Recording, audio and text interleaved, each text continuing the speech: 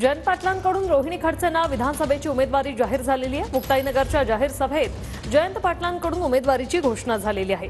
तर रवींद्र भैया पाटलांना विधान परिषद उमेदवारीचा शब्द लोकसभेची उमेदवारी न दिल्याने रवींद्र भैया पाटील नाराज होते। आशीर्वाद दिले। या विधानसभा मतदारसंघामध्ये माझी आपणा सर्वांच्याकडून अपेक्षा आहे, श्रीराम पाटलांना तर तुम्ही मताधिक्य द्यालच, त्यात काही शंका मला नाही, पण उद्याच्या विधानसभेला देखील रोहिणीताई या आपल्या पक्षाच्या उमेदवार म्हणून इथे उभा राहणार आहेत।